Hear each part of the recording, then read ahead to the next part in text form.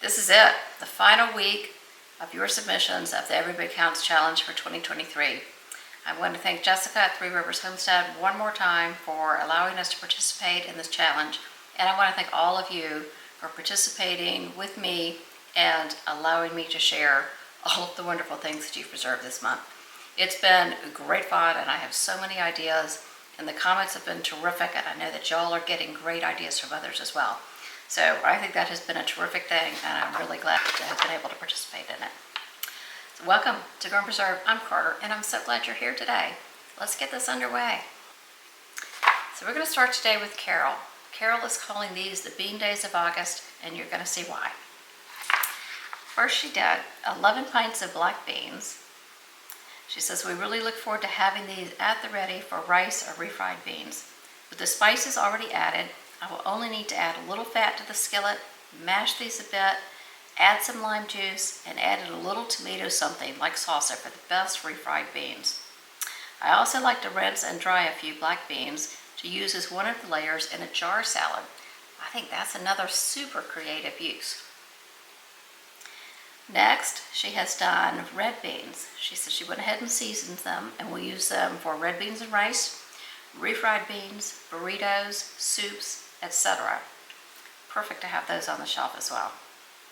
And then this next one I had not heard of, Mayacoba Peruvian yellow beans. She did 20 pints of these. She says, we're very happy with the texture and the flavor of these. If you grew up in the Midwest eating Great Northern beans and cornbread, the creamy texture of these will be familiar.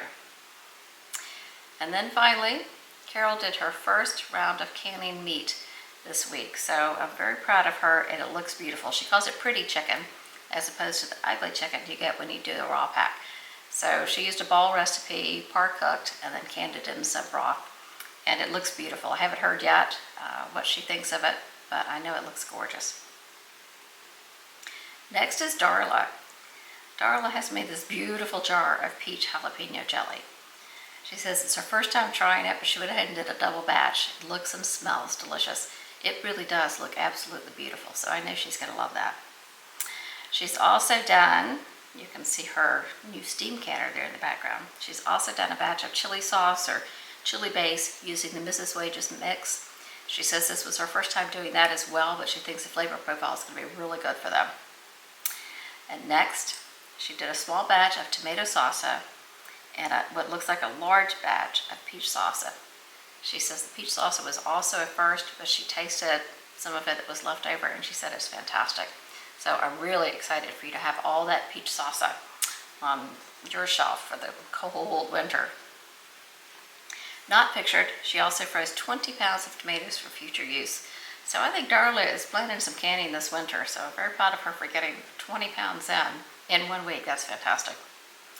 She says, after all this was done, she entertained 6 grandchildren for 3 days, and now she's tired. I don't know which is more tiring, all of the preserving that she did or the grandchildren. But anyway, congratulations, Darla. You had a great week. Next is Diane. This was a new one for me. Diane says she canned 12 pints of beach plum jelly. She says, I am so blessed to live a mile from a beach, and this is my first time canning beach plum jelly. I have memories of my grandmother canning it, and it is delicious. Isn't that a wonderful story? I love that when we can reach back in generations and food brings up memories to us. That's terrific. She says, they only grow near the beach. I pick them off scraggly bushes that grow in the sand near the bay. Some years are better picking than others. This year was plentiful. She says, I remember when I was young, it was common for many of the locals to make beach plum jelly. Now there aren't as many locals around as they sell their houses and move away for a more affordable life. I predict someday the art of making beach plum jelly will fall by the wayside here. Well, I certainly hope not, Diane. And you're doing your part, so share it around and keep it moving forward. Thank you for sending that, and thank you for the lovely story as well. Next up is Karen. She was lucky enough to get a bunch of apples and pears from a family member's trees, and she has been busy preserving them. She made 2 kinds of pear jam, figgy pear and pear vanilla bean. Don't those both sound so good? I'd be hard pressed to pick which one to go first. Maybe figgy pear, because I'm just dying for figs this year. She also did pears in light syrup. And next, she did some pickled red onions, some applesauce there in the back, and then some plum apple ginger jam, which sounds fantastic. That just sounds terrific to put on a cracker with some cheese and maybe some salami or a piece of ham or something. I think that sounds terrific. And then she also did 1.5 dozen pickled eggs for the refrigerator. So thank you, Karen. I think you had a really good week. It was clearly busy. Okay, so here's this next one. This is from Carrie.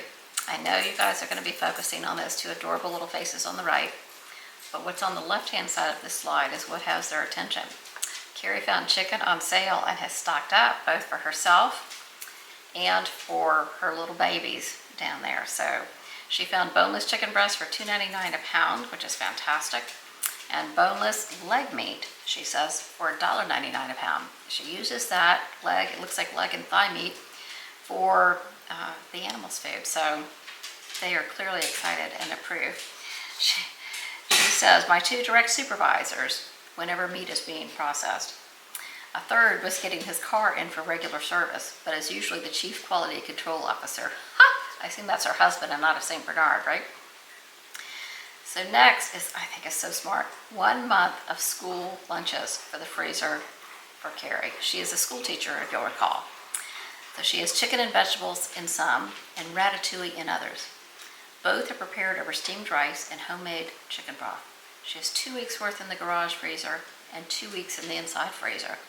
What an easy grab and go lunch. I mean, that's just perfect. You know, like Carrie seems to be, I have no problem eating the same thing over and over and over.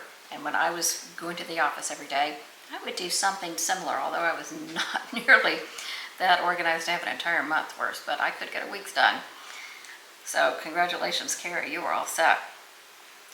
And then in this last picture, she also found strawberries for $1.50 a quart. She bought 4 of them, and she's planning to dehydrate anything they don't eat. So I think that's great. I love dehydrated strawberries. I don't know if you've tried those yet, but they are super, super good. Lovely on a salad. Okay, on to Lisa. Lisa says, I didn't think I was going to have anything to preserve this week, but when the youngest asks for pickles, what do? She says, I didn't have any more of my own cucumbers, so I purchased pickling cucumbers at the store. She says, anytime you want home pickles, it is so easy. And these are beautiful refrigerator pickles. I know that my husband would be just beside himself if he opened the refrigerator and saw that staring back at him. So they are gorgeous, and I know your youngest is very excited about that, Lisa. So thank you so much for sending that in. Next is Lois. Lois has been really busy this week. She has done hearty beef stew, which looks really delicious. So it looks like pints in this picture. She's done some more vegetable soup for the winter. In the next picture, left to right, she has done ground beef, nectarines in water. It looks like some quarts of beef stew behind that, and ground sausage on the far right. Ground beef and ground sausage are 2 of the things I am ever so grateful to have in my pantry. They come in so handy. So if you haven't done ground beef and ground sausage, give those a try. I throw them in everything. It makes any kind of a burrito or a taco or a lasagna or spaghetti sauce or a soup, anything like that. It just makes it so easy. It's already browned. There's no splatter going on. You're all done with that. Anyway, give that a shot. I think you'll like it. The next picture, she has more nectarines, this time in light syrup, and some nectarine scrap jelly. So she didn't let anything go to waste. Every bit does count in this challenge. This next slide is beautiful cowboy candy. Look at the colors in that. The 3-color peppers, that's just stunning.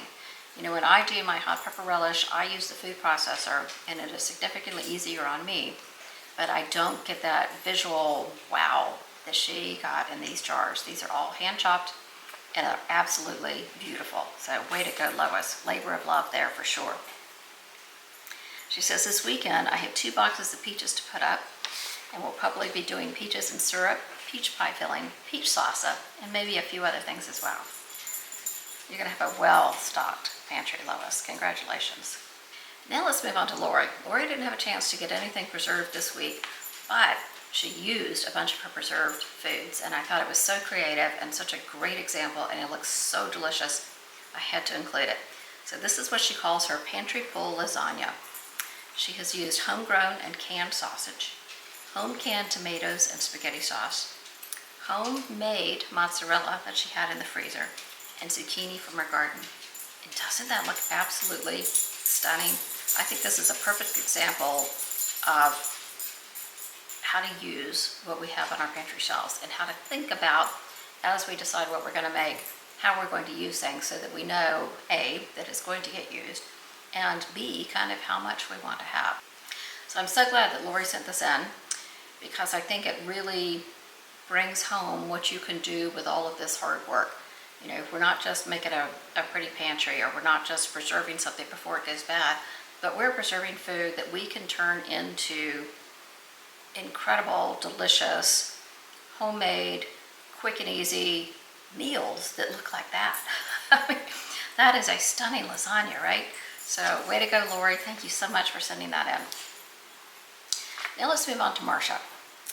You know, I don't always include, and I didn't in this case either, everybody's pictures, because you guys do a lot of preserving. So I try to get a few from everybody so that somebody's not like overweighted.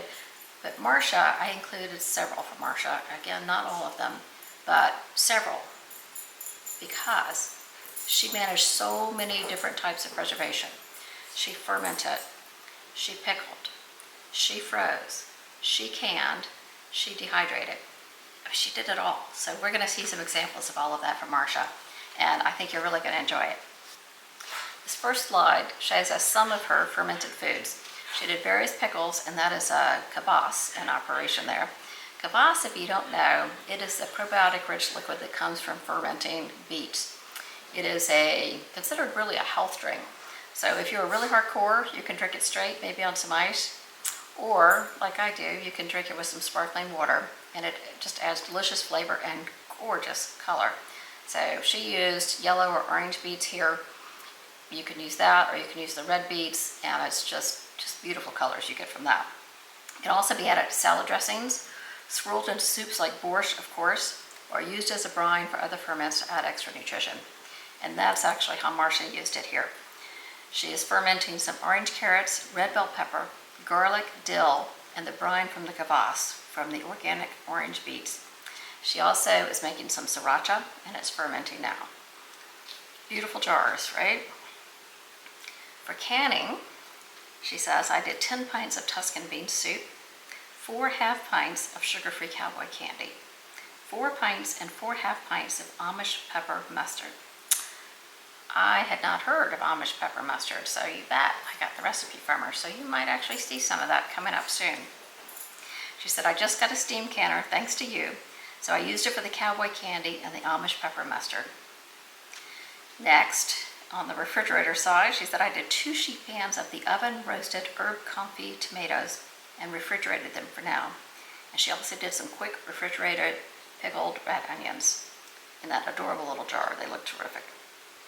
What I prepared for the freezer, she says, roasted root vegetables, roasted broccoli and cauliflower, 4 containers of egg roll soup using ground pork from the freezer, some cooked green beans, and then not pictured here, she threw in some tomatoes to make salsa later, and some beef broth left over from the beef and wine sauce. And now, finally, onto the dehydrated products. She dehydrated some stevia and 4 pounds of caramelized onions, as well as some seasoned cucumber chips.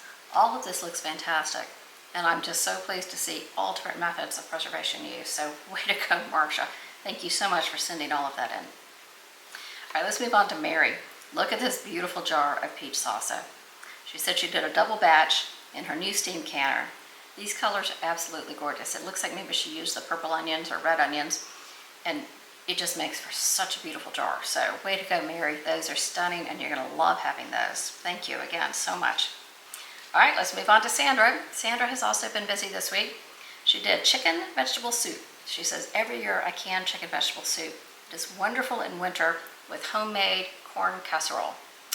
Wow, as a Southern girl, that just grabs me. So that's fantastic, Sandra. I love that you do that. Next, she says potato soup is her favorite thing to can. Isn't that interesting? So she has potato chunks in here, looks like some carrots, maybe a few other aromatic type vegetables, and possibly some ham or some shredded beef. I think it's probably ham, but it looks delicious. And next is a new recipe for her. It is the turkey pot pie from the Ball book. So this looks terrific as well, and I know she'll be happy having that on the shelf. Finally, she has done some dehydrated onions, an entire jar of beautiful, it looks like they're obviously red onions, in large chunks, so that when she throws them into soups or stews or stir fry or whatever, she's going to know that there is onion there. And I think that's a great idea. You know, sometimes we just kind of get everything down to its smallest amount, right? But this is beautiful. I think it looks great.